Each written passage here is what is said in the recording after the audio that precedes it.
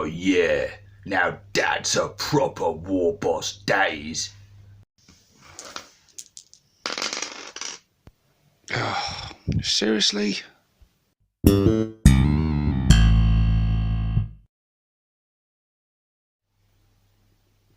Hey guys, and welcome to this unboxing and review with me, 6+ Stevo. So in this one I've got something rather special, and this is completely unplanned because this unboxing is courtesy of one of my awesome subscribers.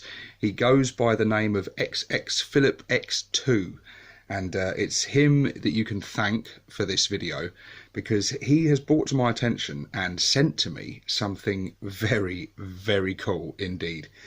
It's from a company that until recently I wasn't familiar with. I had heard mentions of it, but I've never actually gone onto the website and checked out their stuff myself until now, because after receiving this I had a look on their website and yeah, really impressed. They have got some amazing orc stuff. I can't believe I've never been aware of them before.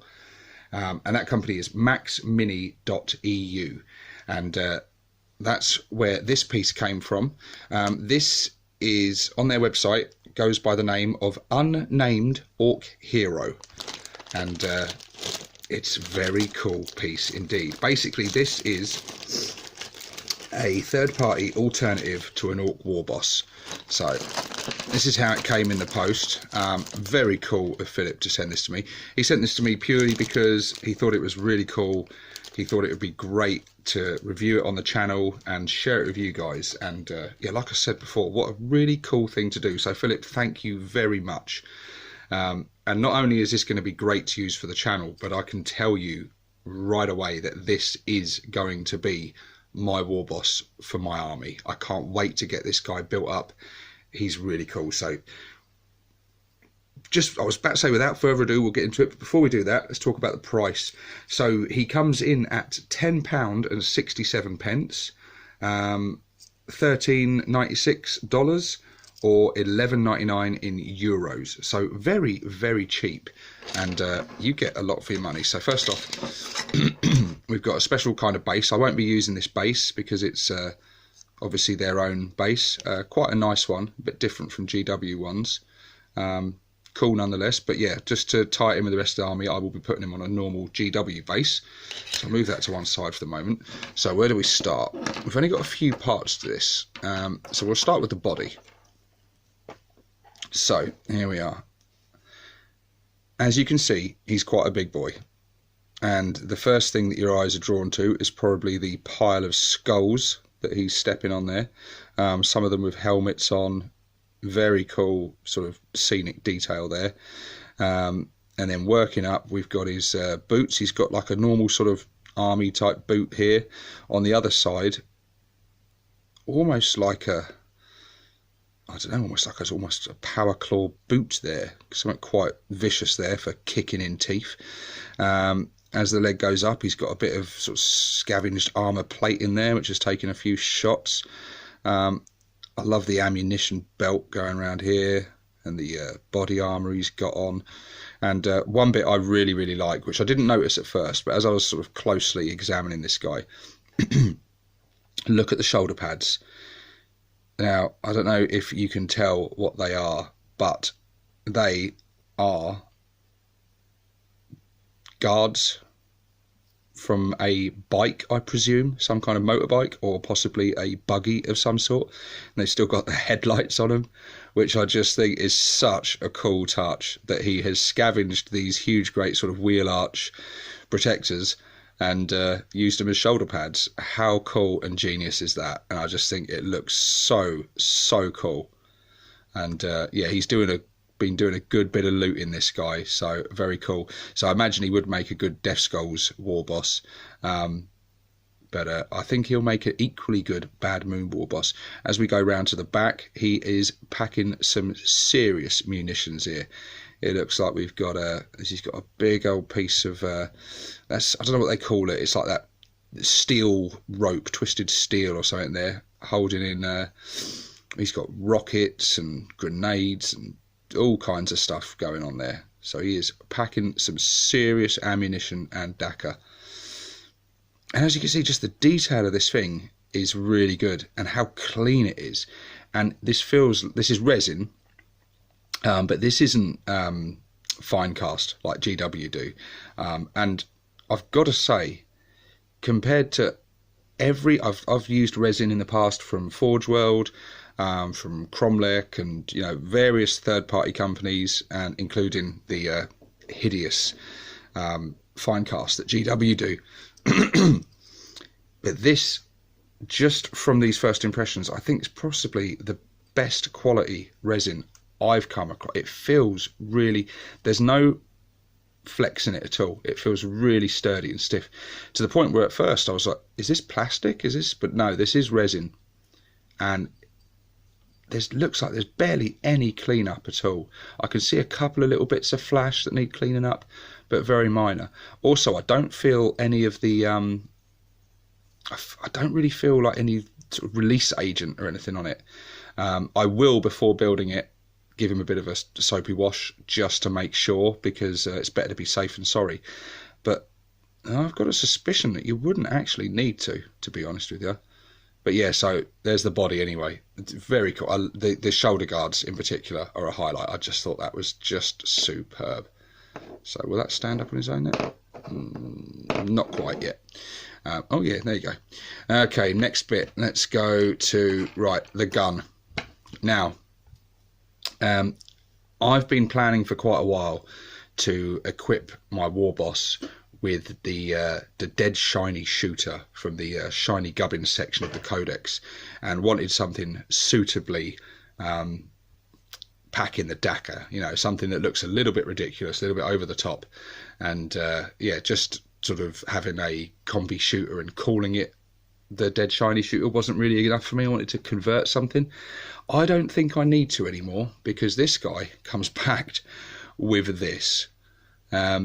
So as you can see, it's underslung, so he's got his hand there. Underslung guns always look very cool. So he's got his sort of joystick trigger fucking firing mechanism there, and yeah, this gun is literally just a load of rockets and guns and shit held together by some chain, and it looks brutal. So you've got sort of two what look like sort of big shooters either side. You've got 4 rockets in there, and then underneath what appears to be, because it's got a tank there, a flamer. I'm not sure what the middle bit is, whether that's another rocket in itself, but yeah, it just looks like he's got all kinds of dakka. It almost looks like it shouldn't work, which kind of makes sense for the orcs, because a lot of their stuff shouldn't actually work, because it's so poorly crafted and put together. But for some reason, in the hands of orcs with their latent psychic powers, it does work. So this just ties in beautifully, and I think that's going to make a great dead shiny shooter. So that's that arm. What has he got on the other arm? Well, this, I just saw this as soon as this came out of the packet, and I thought, what's that? It just made me smile. So let's bring it up onto camera. So there's the arm. So a brutal looking arm there. He's got a nice bit of guard in there, wrist guarding with spikes and stuff on it. And then he's holding something which at first appears to be some kind of mace. However, the mace itself is just a big fuck off bomb. Literally a bomb.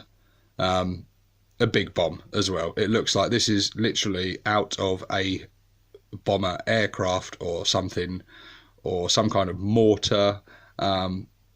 He's welded spikes to it. He's chained it on the end of a handle, and he's just gonna literally smash you in the face with a bomb, and probably kill the both of you. And what is more orky than that? How cool is that? And I think this is going to be great as a counts as. So this could count as quite easily a power claw, or a big chopper, or any of the other sort of relic shiny gubbins weapons, like the killer claw, or the what's the other one? The what's the big chopper one? Can't remember what it's called now, but you probably know the one I'm on about. Say it in the comments, because after this video I'm sure I'll remember. But yeah, it could count as any of them quite easily, because it's incredibly brutal looking. It's just awesome. And then the head. Check out the head. just get it into focus there. Move back a little bit.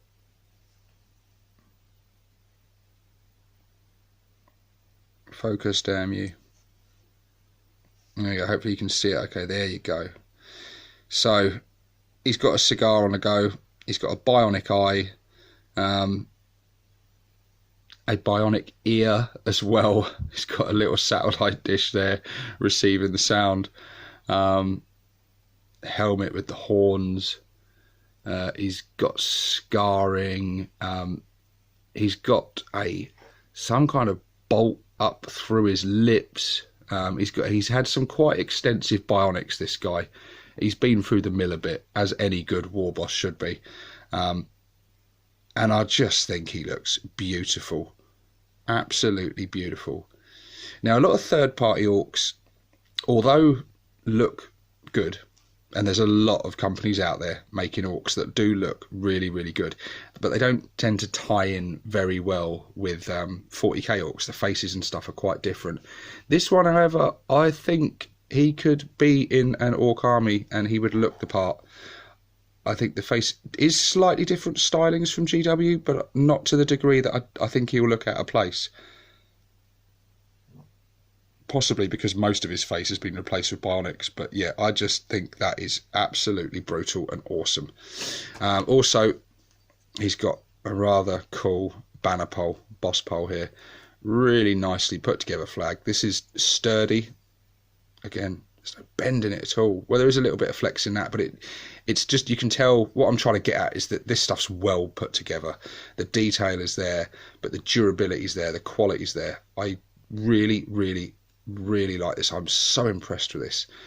Now, my free hand is not up to much, but I am loving the idea of a good bad moon symbol on there. And that, I don't know if it will go in with the things on it at the moment, but that just goes in there like that.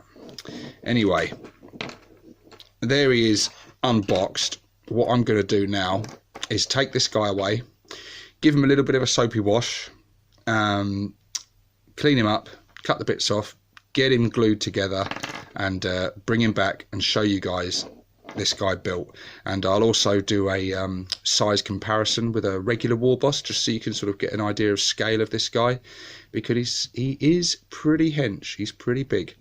So okay guys, I shall see you in a moment.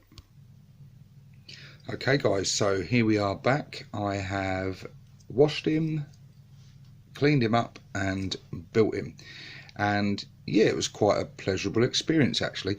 I don't really like working with resin. More importantly, I don't really like working with super glue. It's an ugly process for me. I end up sticking my fingers to just about everything, and yeah, I'm quite dangerous with the super glue, but the process went okay. And cleanup wise, there was very little actually. There was a few little bits tucked into recesses and bits of flash and little bits I had to file off. But for the most part, it was actually a real struggle to see where this was held in the mould, because there was just no signs of mould lines or anything like that. So yeah, in terms of quality and ease of build, it gets top marks. It really does. And as you can see, he is quite an impressive, imposing model. And yeah, I'm just really, really pleased with how he's come out. He just looks incredible, in my opinion. I like the posing. He's big. As you can see, he's currently just blue tacked to a base at the moment. What type of base is this? Does it say on it? I believe this is a 40mm base. It's the size that you would put Mega Knob on, put it that way. So I think I'm going to get one of the larger bases. I did toy with the idea of putting him on a Dreadnought size base, but that was a little bit too big. So I'm going to go for a base somewhere between the two, slightly larger than this, because this base just is a bit too small for him. So that gives you some idea of scale, but just to show you, let's compare him to a GW Warboss, one of the old school ones, a particular favourite of mine, partially painted, of work to do on him yet. But yeah, as you can see, size wise, he is quite a bit bigger. You know, only a little bit bigger in height, well, a fair bit bigger in height, but sort of in girth and just build, I mean, he's just a bit more hench and a bit more imposing. And the pose he's got and the weapon he's got, of course with the flag as well, it all adds to his scale and size. And he just is a bit of a beast. And yeah, I quite like him. Here he is with the good old Black Reach Warboss. Again, you can see the scale and the size. He is just a bit bigger and a bit more impressive looking.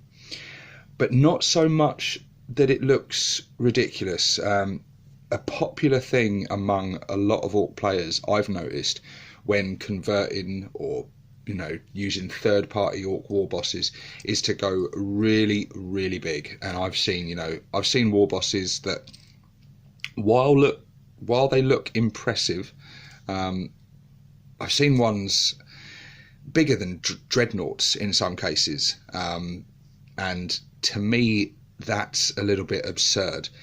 Not taking anything away. If people want to build Warbosses to that size, that's their business, and if they're happy with it and it looks good, not taking anything away from that. It's just purely my personal taste. I think it looks a little bit too much, and the reason for that is if you don't have the stats to match it, I think the stats and the miniature have to sort of go hand in hand and kind of make sense. And if you've got something that is absolutely enormous but is just coming into battle with the statistics of a standard warboss, it just doesn't kind of match. But hey, look, that's just my opinion. But this, I just love him. I think he's really cool. I look forward to painting this guy up. Bad Moon colours, of course. And yeah, I think he's going to look very, very impressive leading my war. And yeah, he's going to be very cool. And he's going to be quite good going alongside my converted Big Mech, I think, with these two leading my army. Hey, they might not be effective competitive wise, but they're going to look damn good doing it. So yeah, I'm really, really impressed, and I think he's an absolute bargain. Like I said in the first part of the video, just £10 and 67 pence for this model, plus the postage costs. Unless you're buying other stuff as well from MaxMini.eu, they have a whole range of Ork things. I particularly like a lot of the vehicles I was seeing. They do some grot tanks, they do a lot of alternative Ork characters, and looters as well deserve particular mention. So yeah guys, if you want this model, get onto MaxMini.eu. I'm going to post a link in the description, so yeah, head on over to their website and check out some of the awesome miniatures they've got, in particular this guy, the Unnamed Orc Hero. I mean, he's so good, he deserves a name. I'm going to have to come up with a name for this guy. But yeah, anyway guys, share your thoughts below. What do you think of this?